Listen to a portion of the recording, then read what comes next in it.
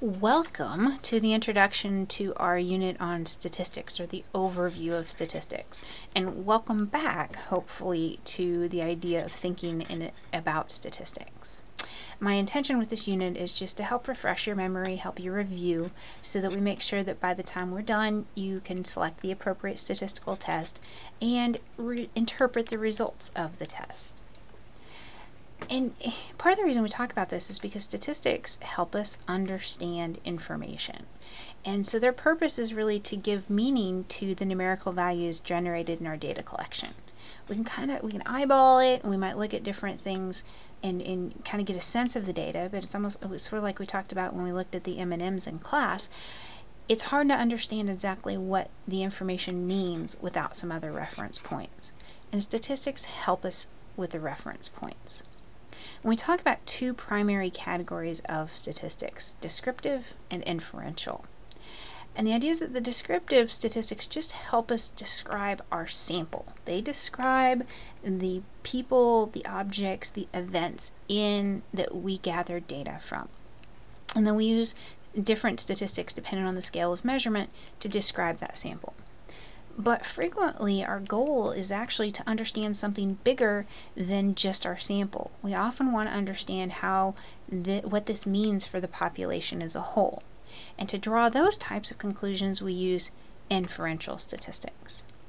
And again, the specific test depends on the scale of measurement for our variables. And we'll talk in this unit about 4 primary analyses. And we can kind of split it up into two groups of 2. Our first group of 2 is analyses that we use when both variables of interest are on the same or on similar scales of measurement. So if both variables are nominal or ordinal, in other words, if they are both in more of a qualitative measurement, we're going to use a chi-square statistic. That tells us if that distribution, if the groupings are different than what we would just expect due to chance. If both of the variables are interval or ratio, in other words, if they're both quantitative, we're going to run a correlation, which will tell us if there's a relationship between the variables. If, however, our 2 variables are on different scales of measurement, we have a different set of things to consider. And we can start by thinking about if we have an interval or ratio variable and a nominal or ordinal variable. In other words, we have one qualitative that creates groups and one quantitative variable that measures some characteristic. If the qualitative variable creates just 2 groups and those groups are independent of one another, we run an independent samples t-test. That tells us if there is a significant difference between the mean of one group and the mean of another group. So we might have done this with our M&M activity to decide if there was a significant difference between the number of peanut M&Ms in a bag and the number of plain M&Ms in a bag. If, however, our grouping variable creates 3 or more groups, we need to run an ANOVA. It does the computations to compare each of the groups to one another and says, hey, yeah, something in here is significantly different, or no, it's not. If it says, hey, yeah, it is, though, we got to go run a post hoc.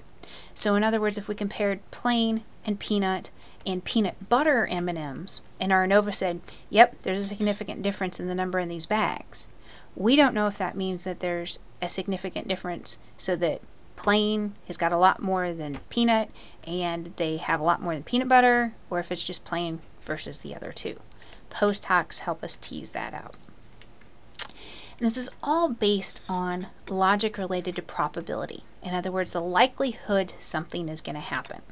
And so that p-value we compute in statistics is a shorthand for probability.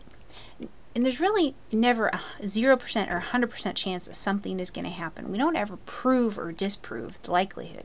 We say we might support it or not, based on the probability, the likelihood that this is going to happen due to chance. So that's always our decision rule. What is the likelihood this is systematic versus just due to chance?